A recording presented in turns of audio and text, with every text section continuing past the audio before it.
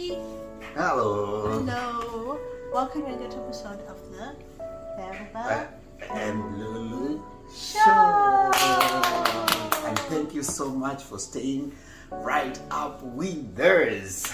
Yes. And today, before we start our show, we're going to ask you to do a few things for us. Please.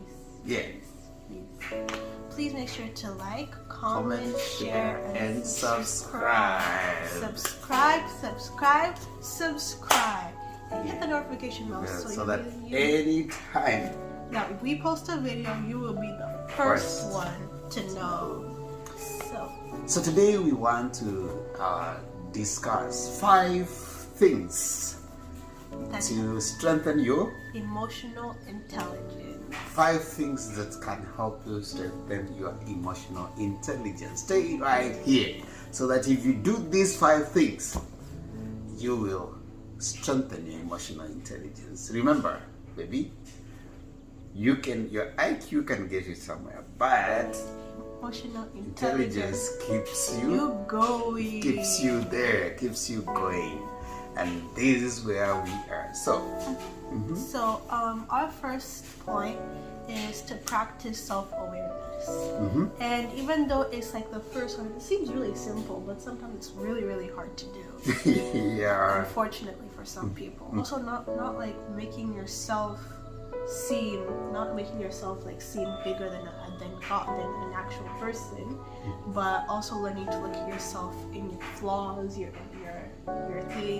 inequalities, everything. Yeah, basically knowing who you are For the bad and the good. And also knowing what triggers you, what doesn't trigger you, stuff like that. Yeah, the things that are going on.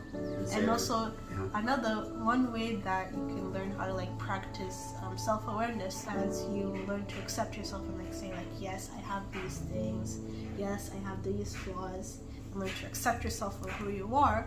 That will get you farther and help you strengthen your emotional intelligence, because you also learn. And one more thing, baby, like you say, your self-awareness will help you know when you're either upset or when something is upsetting you, or when you're extremely excited or something. So you learn how, because part of emotional intelligence is knowing how to control your emotions. All right? And so how do you control when you're not aware? You can't go to a test and expect to pass if you don't know the material. Yes, exactly. So self-awareness. Know who you are. Know what triggers you, what makes you happy, what makes you sad. The next one is number two is to learn to be an active listener.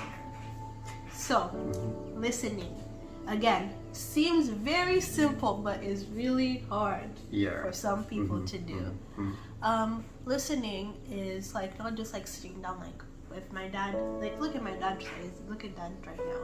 So as I talk, my dad is also looking at me, giving me eye contact and nodding his head, and also giving his own input into what he thinks about what I'm saying. That's called listening. Now, Daddy, you speak. Yeah. That's listening, and now I see I'm busy talking, but she's not looking at me. She's doing other things.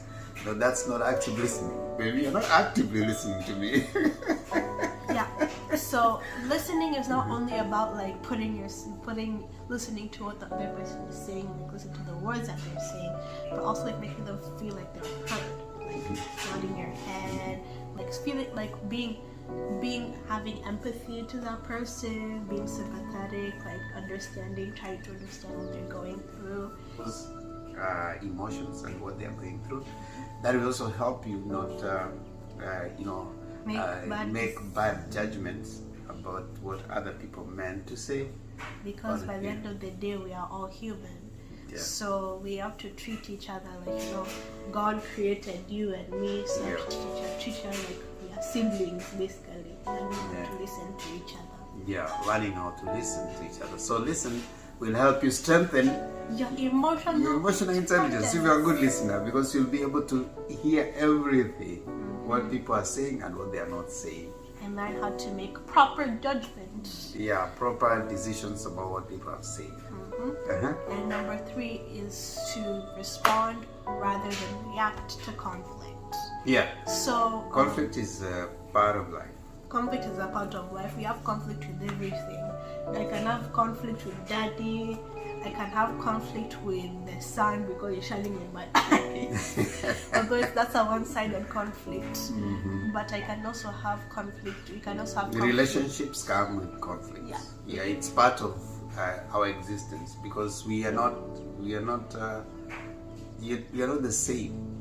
You know, you can be, yes, all human, but you're not the same. You're not equal. We view things differently. We have different motivations. Different motivations. We have different things that make us happy. Different way of growing up. Different goals.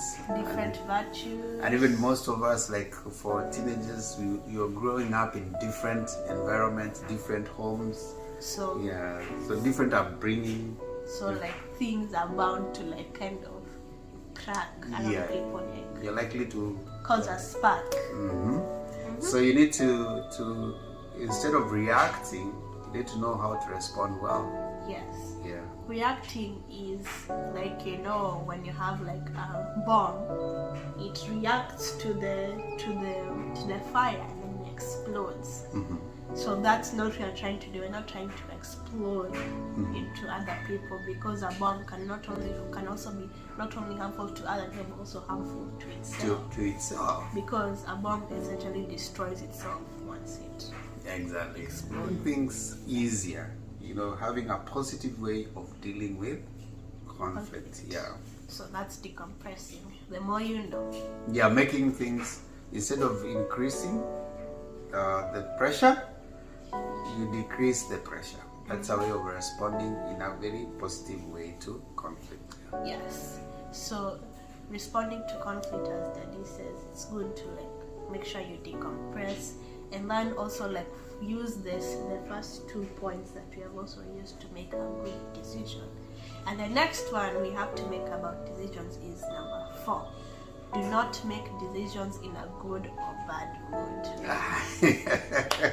When you are either too excited or Too low. Too low in the dumps. Yeah. First time to make a decision is when you're too happy or too sad.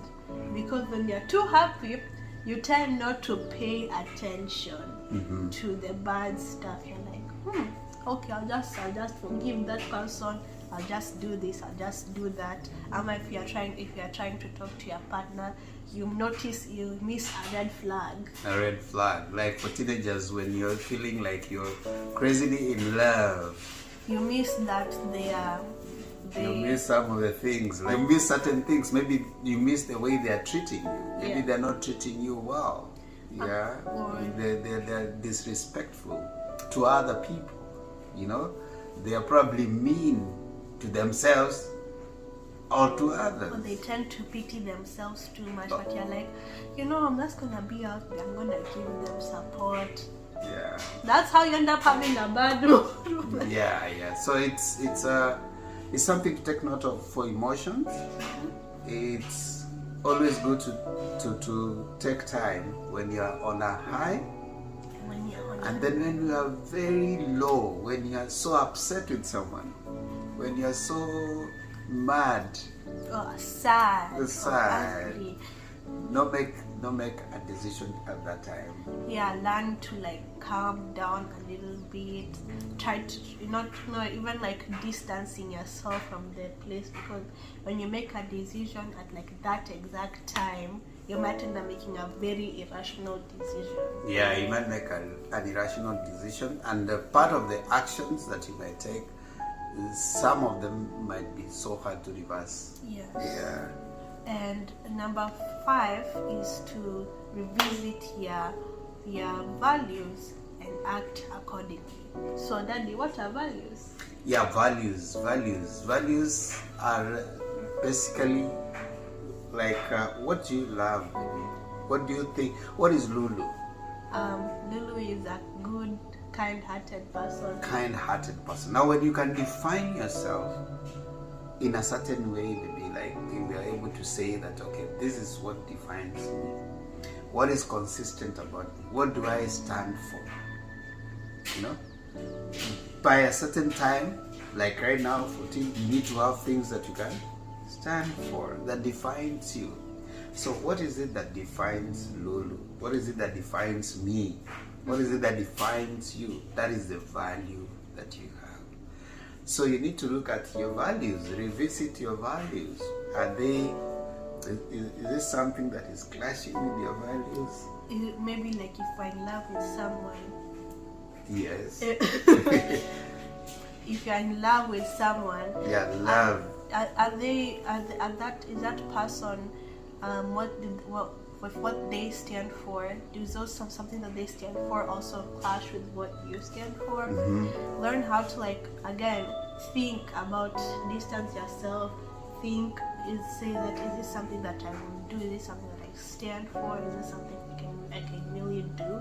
Yeah. There's so many things that you need to look at, especially in the value clarification. You know, do you stand, for example, value like forgiveness, value like kindness, value like respect. You know, valuing people. I mean, value like I respect people. I respect myself. I respect. Value like I'm kind to other people. You know, you are ready to help them. Now, if you find that there are values that are conflicting with situations, you need to... It's time to cut the weed. Yeah. Destroy the weed. Yeah, it helps you strengthen your emotional intelligence. You need to learn to master your emotions, because sometimes your emotions might make you not appreciate the values that you hold. And we are hoping that with these 5, you have learned how to strengthen not only your emotional intelligence, but your decision-making skills. Thank you. Awesome, man. Before we end, I'm gonna give you 2 seconds to subscribe. Are you ready? 1, 2. Thank you so much, and hope to see you again in another very educative video. Kindly, Lulu is teaching Wema Swahili, so if you wanna learn Swahili, kindly click there, go there, learn Swahili with Wema. Yes. My brother is super amazing. He's super. And Lulu is still going to come back with her violin, and we are still going to continue with our learning languages with the Lulu. Yes. See you again, and thank you. See you next time.